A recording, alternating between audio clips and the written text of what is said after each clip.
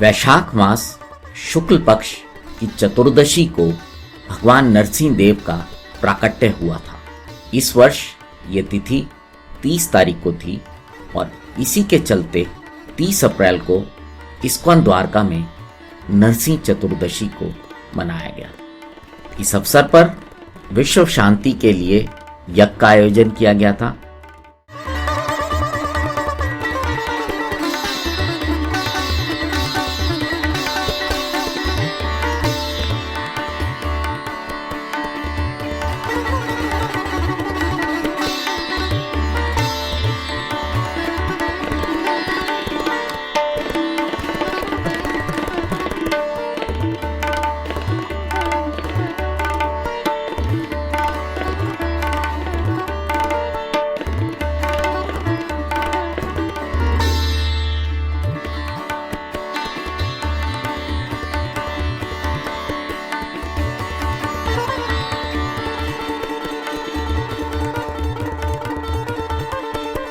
आइए अब आपको लेके चलते हैं इस्कॉन मंदिर द्वारका में। हरे कृष्णा। आज बहुत ही विशेष दिन है, बहुत ही शुभ दिन है, क्योंकि आज के दिन ही भगवान श्री नरसिंह देव प्रकट होते हैं अपने शुद्ध भक्त प्रहलाद महाराज की सुरक्षा के लिए, उनको बचाने के लिए, उनके असुर पिता हिरण्यकश्यपु से। तो ये जो लीला है भगवान का, सतयुग की लीला है और भगवान नरसिंह देव का विशेष रूप है जो कि आधे सिंह हैं आधे मानव हैं।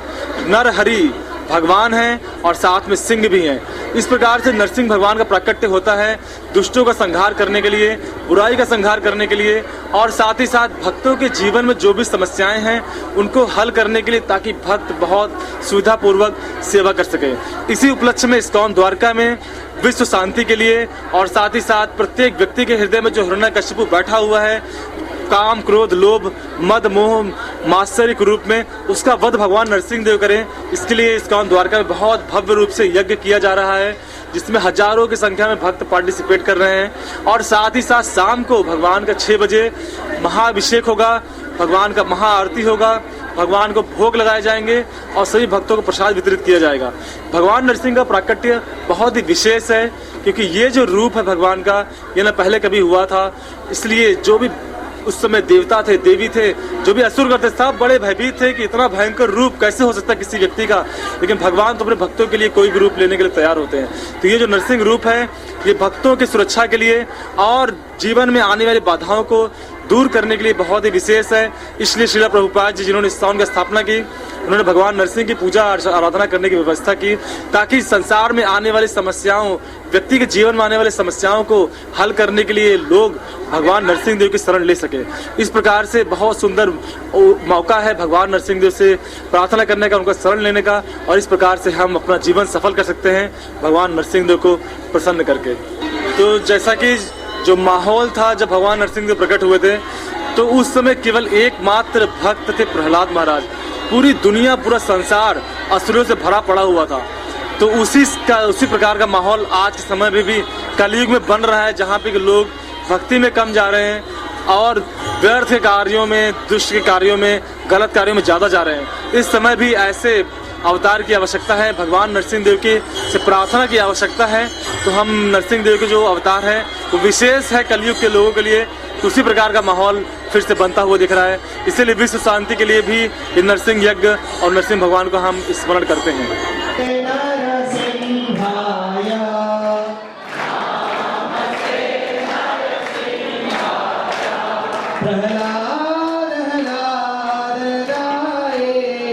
परिक्रमा शुरू कर दीजिए, परिक्रमा शुरू कर दीजिए, परिक्रमा।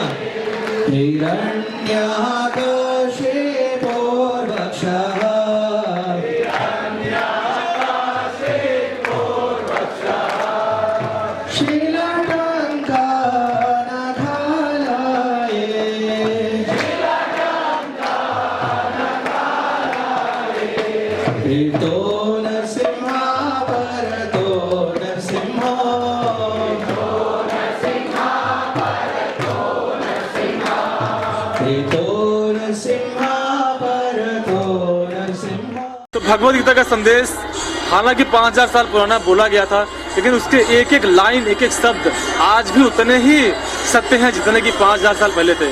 क्योंकि भगवान जब कुछ कहते हैं तो वो हमेशा के लिए सत्य होता है, हमेशा के लिए लागू होता है। तो भगवद गीता की शिक्षाओं का पालन करके आज के युवा हैं, वरिष्ठ हैं, सभी लोग लाभान्वित हो रहे हैं। गीता जो है वो मैनुअल ऑफ लाइफ है। जिस प्रकार से अगर हम कोई मशीन खरीदते हैं तो साथ में गाइड बुक आता है, मैनुअल आता है, इसी प्रकार से जब मनुष्य शरीर धारण करते हैं तो साथ में हमें मैनुअल मिलता है भगवद गीता, जिसको का पालन करके हम अपने इस मशीन को, इस मनुष्य शरीर का लक्ष्य को प्राप्त कर सकते हैं, पूरा फायदा उठा सकते हैं। तो भगवद गीता सबके लिए है, कोई भेदभाव नहीं है, ये एक मैनुअल है और ये कार्य करता ही करता है।